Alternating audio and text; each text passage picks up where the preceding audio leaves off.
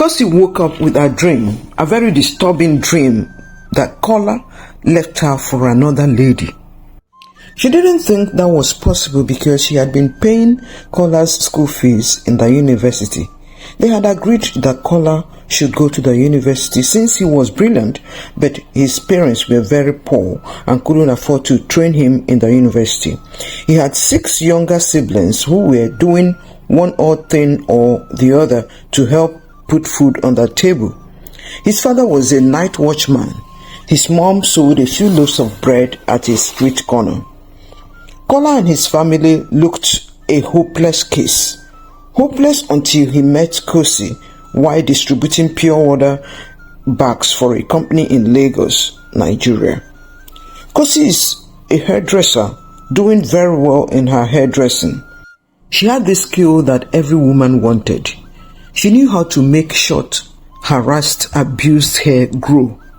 So women were referring other women to her. One woman, Madam Jide, called her and said, "Kosi, I hear you can make my hair and hairline grow back. I have tried everything, including using many expensive creams, but it never got better. If anything, it became worse. What can you do?" Kosi said, "Mommy, I don't know if you could come by 5 p.m. today or 10 a.m. tomorrow. Let me just see it and then we shall know the way forward." Madam Jide said, "I will come 5 p.m. today." So she came with her daughter. Kosi said, "Mommy, just allow us to do your hair for just 3 months and we shall check the before and after photos." That's how Madam Jide became Kosi's customer. In that dream, Kola was walking hand in hand with a woman Kosi didn't quite know. In the beginning of their relationship, Kosi and Kola had promised each other faithfulness. Kosi buys water from Kola, both sachet and bottled water, for her customers. She buys once every week and keeps in her fridge for customers in case any got thirsty while doing their hair. Where she lives is not far from her shop, but Kola lived very far away in a slum. He would finish his water distribution for the day and come over to Kosi's shop to help her pack and close for the day, and then walk her home. They started discussing their future. Kosi said, "Kola, with your school cert result, you should be in the university. If things were done right in our country, you ought to be in a scholarship, 1 as an indigent student and 2 as a brilliant student. 8 A's out of 9 subjects? Ha!" Kola said, "I have nobody to help me. My uncle that would have helped me is struggling. I always thought he was a big man because he would wear sparkling white shirt in black suit and a driver would bring him to our house. Until one day that my papa gave me a letter to give him in his place of work. When I got there, they said he was not around. I should sit down and wait for him. As I sat down, 2 different men in the office would ask a desk officer about my uncle. They would say, 'Where is Kunle? Why is he not yet back? Please tell him to come and see me immediately he comes back. He needs to take this letter to the bank before 2 p.m. today.' I never knew my uncle was a corporate messenger. Every high hope I had that he would help me died that day." Kola and Kosi were laughing this time. Kosi said, "Your big man uncle." Kosi said, "I am not as brainy as you. My brain seems to be in my hands for hair.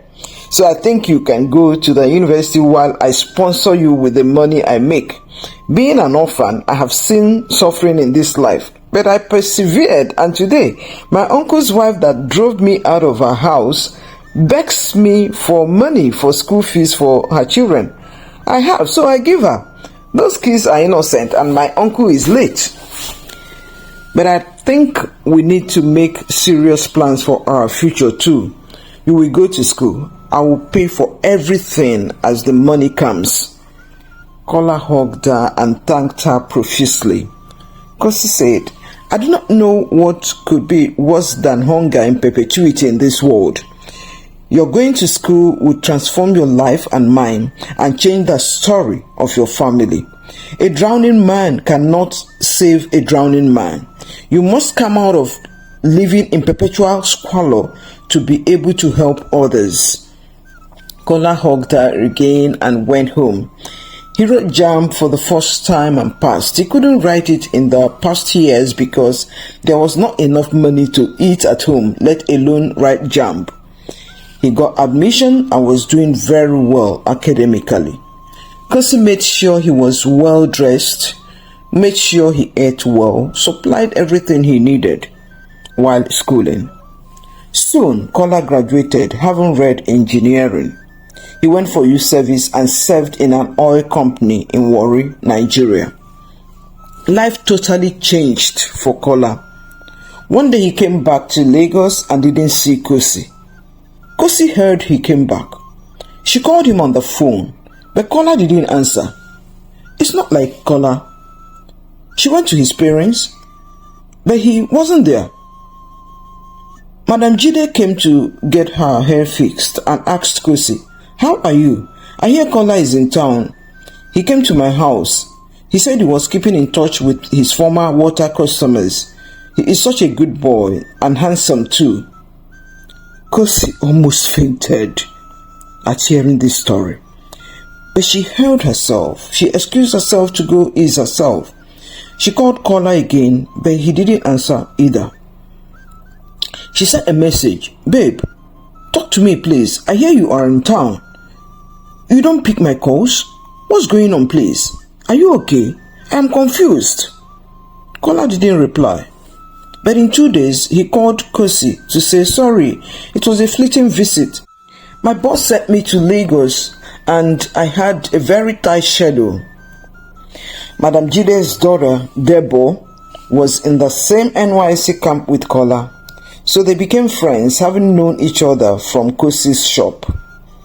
They started seeing daily since they both were serving in Warri. That was the beginning of trouble. Picking trouble that never invited him. Debo had everything Kola wanted: education, beauty, rich family background that could set him up for life. So he was attracted to Debo. The first stroke to Kosi was coming to Lagos without telling her, coming to Lagos without seeing his babe Kosi. Kosi became sick. Life threw her a curve she couldn't take. Life gave her bitter lemons. Where would she start? Kosi was sharing her pains with her friend Temi. She said, "Temi, it's not about the money I spent on Kola and he's reading a 5-year course in the university. Temi, it's not just the money. It's about my heart, my love, my life. After 7 good years of being together, and me sponsoring everything, building castles in the air. His mom calls me Iyawumi. His siblings, everyone around him, treat me like either their wife or their elder sister. I took his parents like the parents I never really had, since mine had long died before I knew them. How tough could life really be? I am confused. Where do I go from here, tell me? Where? 7 years of my life wasted?" Temi said, "Kosi, I know you and how much you love Kola. The story isn't ended yet. Let's not conclude anything yet. Maybe our assumptions are wrong."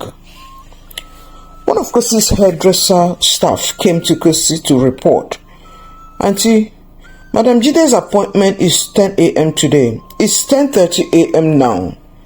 I called her but she didn't answer. I sent her a message to remind her but she didn't respond." Kosi said, "Okay, leave her. Maybe something came up in her family." Nothing came up. Kosi has once gone earlier to her other aunt's house in Warri in order to visit Kola. And during this visit, she struck a rapport with another female youth corper, Benny, and they exchanged numbers. Kosi called Benny to ask. She was too restless to contain this heat. She called Benny. Benny promised. Kosi, stop crying. I'll find out. Just relax. I will. I promise you, I'll find out. Benny had seen Kola and Debo together a few times, seen them coming to youth corps secretariat together. Benny didn't think anything of it, especially since Kola told her that they knew each other in Lagos before service. Unknown to Kosi and all, it was Madam Jide that gave Kola a connection to be taken into an oil company for national youth service. And as a corporal in an oil company, he earns more than some bankers. Benny moved close to Debo, and Debo is a big tattler. She never knew that Benny was Kosi's very good friend. One day, Debo told Benny, I want to marry immediately after your service. Benny said, ha, why? Me? I want to work for some time and save up money. I can't go into marriage empty-handed. I want to have some financial stability. Let no man feel that he is my all in all, that he is a breadwinner while I am his bread waster. Respect and love go best together. Debo said, I don't have to work to have money. Life starts at different stages for different people.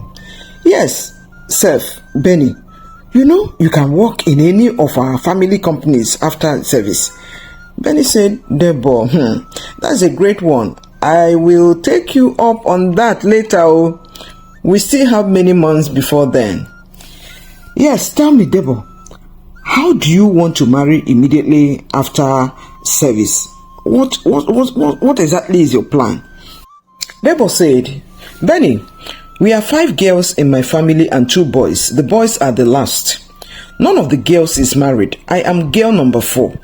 The first 3 are not married. They are always breaking their relationships because of one thing after another. Me, I want to marry, and you can see my ring. Ha, Debo, you are already engaged? How? Who? To who now? When? Hey? Debo was laughing and said, well, you know, love is a thing of the heart and money is a thing of the hand. I love my friend Kola. You are in love with Kola? Asked Benny. Yes, I met him at his ex's shop back in Lagos, his former babe. He said he was in the relationship when he knew nothing.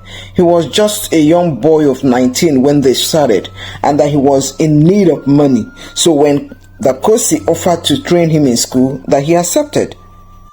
Debo, are you saying Kola just used the Kosi he was dating? Debo said, no, that's not what I mean. I mean that there was no real love between them as there is between me and my babe Kola. Also, you know, because of his poor background, my mom will convince my dad to set him up in business. Dad already has a duplex for us in Banana Island. That's our gift on our wedding day, with a Range Rover and a driver. Immediately after service, we shall be off to Dubai with my mom for shopping, both for the wedding and for our house. But one thing I made Kola promise me is that we shall pay Kosi back every kobo she spent on Kola. Me, I want to double the money safe. Yes, for taking care of my K Baba for me and seeing him through school. Actually, Benny, I don't know how K Baba dated such a lady. How would they cope with the economic climate of Nigeria now? Because right now, as we are preparing for the wedding, we are also preparing for K Baba flying to different nations because my old man wants to make him part of his international business team. Debo, me and you no dey the same level, but I really feel uncomfortable for both you and Kola. Debo said, feeling uncomfortable how? For what? Anyway, just get ready to attend our wedding. I haven't made up my list yet. Maybe you would be among my bridesmaids. Benny got up to leave and said, Deborah, life is far simpler than you make it seem. Anyway, I would just say, do not start a family by hurting someone else and scattering an existing relationship. I need to leave now. Goodbye. The 1-year youth service soon ended. Kola was retained by the oil company, but his would-be father-in-law told him to work for just 2 months and resign. The wedding is immediately after the resignation. Kola would be part of Chief Jide's business empire. Kola's parents were invited by Chief Jide and they were even afraid as they saw the gate. Kola was driving Deborah's car. Chief Jide and his wife treated them to a good lunch that they had never seen in their whole lives. It was pathetic as Kola saw his parents eating like hungry lions. He was embarrassed but took it all in with a smile. Lunch ended and he was taking them home when his mother asked, But Kola, what about Kosi? She was with you for many years and even paid your school fees through school. You have left her? Kola sparked. Mama, please. People change over time. I am not a stone. You don't remain in darkness when you have light shining bright at the corner. You go where there is light, Mama. Yes, me and Deborah would pay her back everything she spent. Mama kept quiet. Papa too. He dropped them off and gave them an envelope containing 100,000 naira and said it's from him and Deborah. The wedding day was fast approaching and Benny has told Kosi everything that is going on between Deborah and Kola. Kosi was heartbroken completely. She closed her shop and left Lagos to Abuja to start life afresh. They could take away her peace, her smiles, her happiness only for a while. Within 6 months in Abuja, she had 2 shops and many workers. She only touched your hair if you paid special consultant's fee. Meanwhile, Kola was on a luxury flight in life, or so it seemed. He accompanied his neighbor, Mrs. Jide, on business class to Dubai. Everything was going pretty well and pretty fast. The wedding held successfully and they went for honeymoon in an exclusive honeymoon resort in Bahamas. 2 weeks after, they came home to a house in VI, Victoria Island, not Banana Island anymore. Kola goes to work at one of Chief Jide's businesses in VI. Within a month, Kola was to travel to California for a short business training. Deborah refused to go with Kola. Deborah is a party freak, and Kola is more serious-minded and had tried all to discourage the excessive partying. She would come home early morning drunk, and by the time Kola is getting ready for work, Deborah is snoring in bed. He takes his breakfast in an eatery near his office. Life continued. One day, Chief Jide called Deborah to just check on his daughter. Hello, Debolistic. How are you? Daddy, I'm fine. Just a little headache, said Deborah. Does your husband know this? She said, no, he doesn't know. Okay, we'll send him back to you shortly. Kola got home to find Deborah in bed as usual. What's up, sweetheart? Dad said you are feeling off. Yeah, I need some ice cream. I will just be fine after that. Okay, let me send my driver. Deborah said, send who? Go and buy it yourself, I beg. Kola went and bought it and she ate it smiling. He left for the office. So on the Saturday, Kola left for California. His driver would be sent by Kola to go do this or that for Deborah. But each time he came, it would take time for the gate man to open the gate. And he would generally come from around the main house to open the gate. The gate man, Ibrahim, was a young man, well built.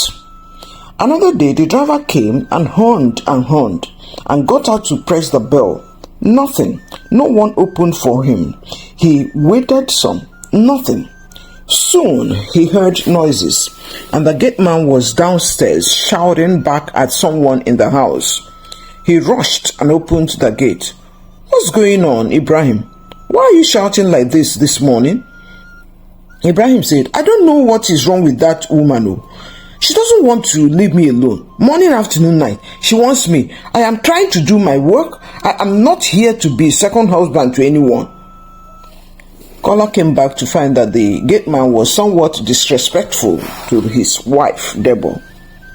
He sacked him. When Deborah heard, she was angry. "How would you sack Ibrahim for nothing? Why? You know that he is poor like you, like your family, and you sacked him? How do you expect him to cope?" Kola was embarrassed. "Did you say poor like me?" "Kola, let's face it, Ibrahim is even better than you in many ways." Kola said, "Deborah, any more rudeness from you, I will settle you squarely." Deborah said, "Before you settle me, I will throw you out of this house and strip you naked because I picked you up as a nobody, a nothing. And it's not as if you even know how to do anything." From that day on, Kola knew to behave himself. Deborah brought Ibrahim back, and on that note, Ibrahim became second husband to Deborah. Kola became a slave in his own home. He has been pushed into a corner, caged. He can't get up and leave. His boss, Chief Jide, made him his big errand boy.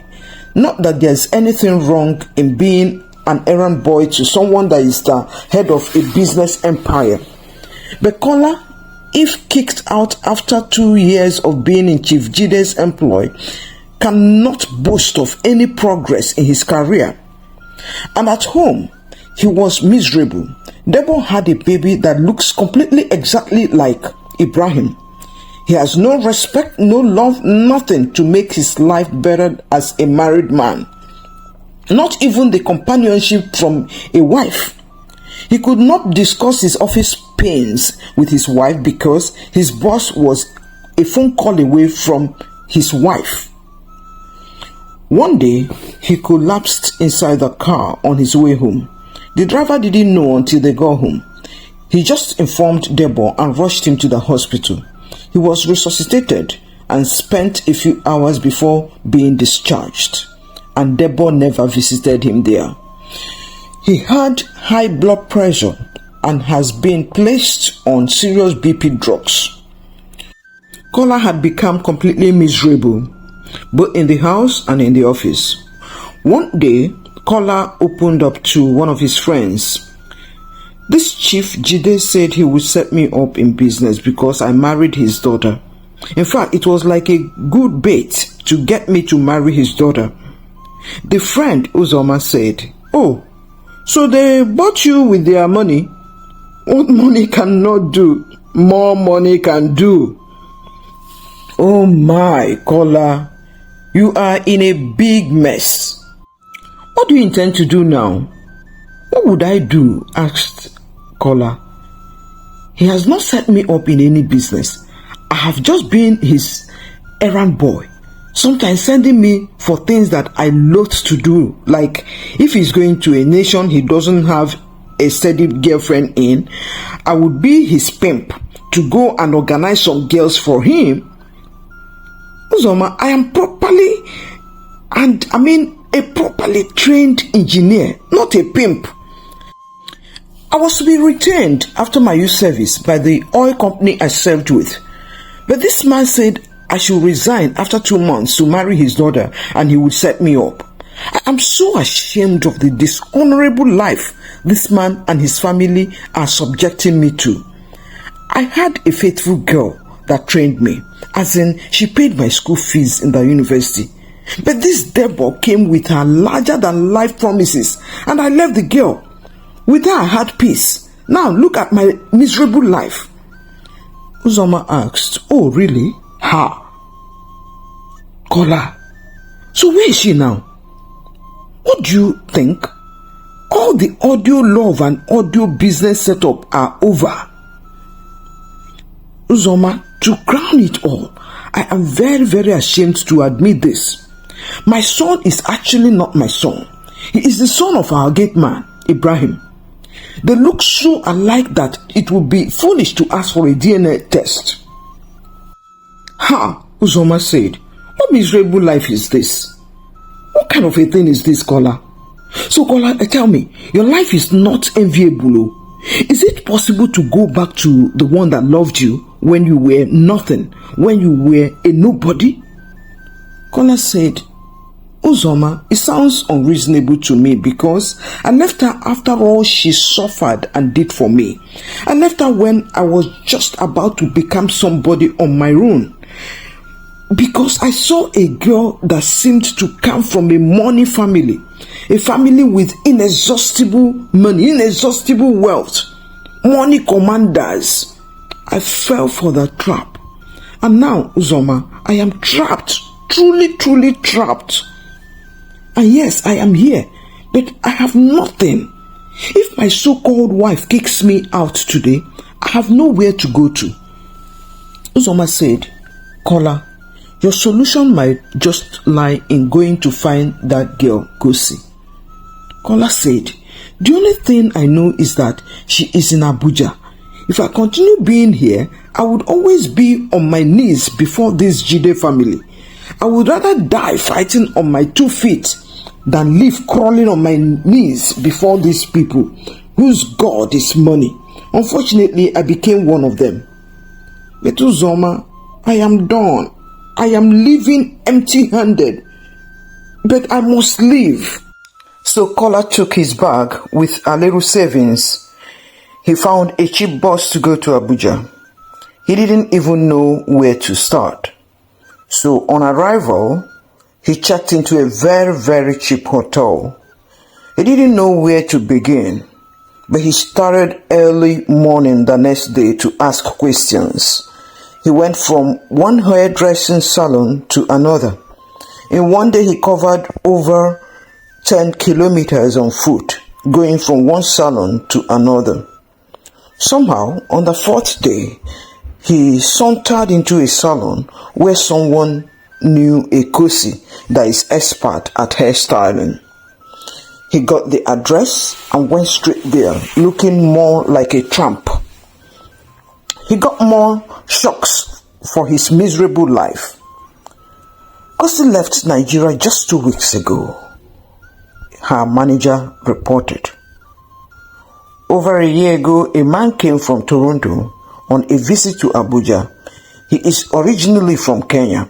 He came to her salon to treat his hair, and she knew what to do. He had gone to 3 different hairstylists who didn't know what to do, because he just knew what the guy wanted and did it without even charging an arm and a leg. They started talking life. Life, not love. Their approach to life was so alike that it seemed they had known each other for decades. Talks and more talks. The guy is a professional footballer but lives in Toronto, Canada. Single, as in completely single.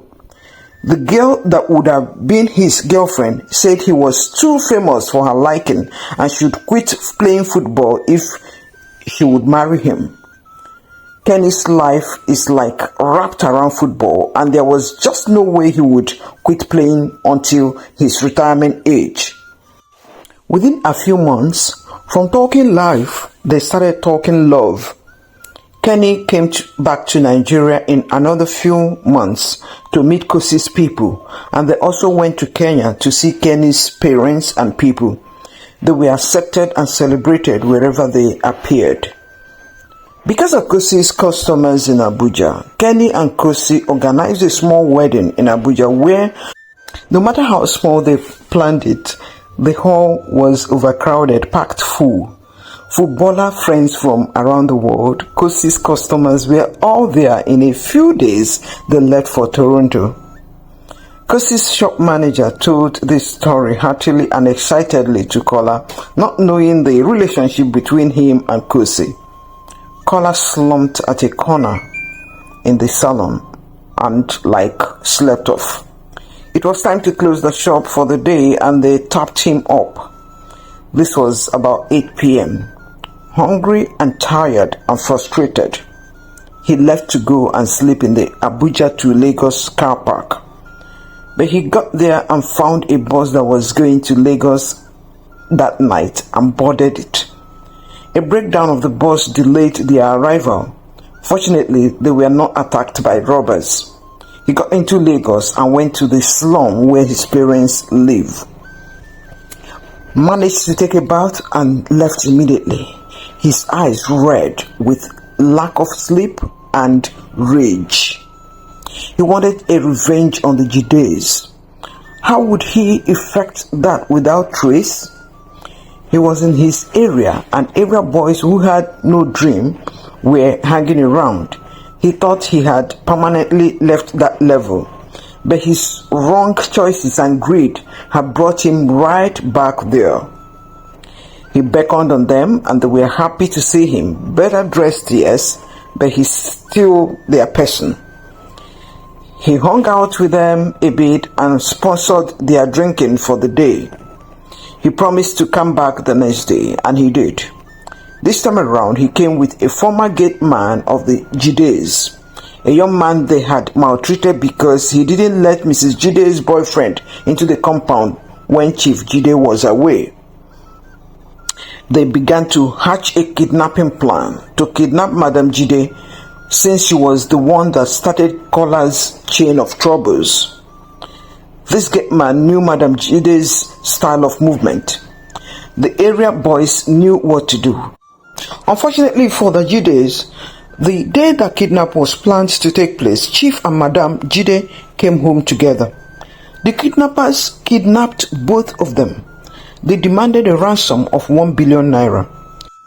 Chief Jide and his wife were in their camp for 5 days inside the thick forest before the first tranche of 500 million naira was delivered to them. While waiting for the next tranche, Madam Jide began to gasp for breath and died. Kola took the 500 million and was about to make away with it when fracas started between all of them on the sharing formula. Kola didn't participate physically in the kidnapping, so they told him he would get 30 million. And while at that, Chief Jide, who was blindfolded, heard Kola's voice but wisely kept quiet. His wife had died, and he didn't want to die too. His people had assured the kidnappers that the next 500 million naira was coming. Soon the money arrived. Chief Jide heard a gunshot and a loud cry. It was Kola's. They shot him dead. Chief Jide was released as soon as the last tranche arrived. As they dropped Chief off, they didn't know that they were being tracked by the police. They were rounded up as they sat down inside the bush, inside the forest, sharing their loot. That's how Kola lost his life. That would have been colorful had he been patient, had he been faithful. He paid a great price, lost everything, including his life. What a life! What a way! Wow!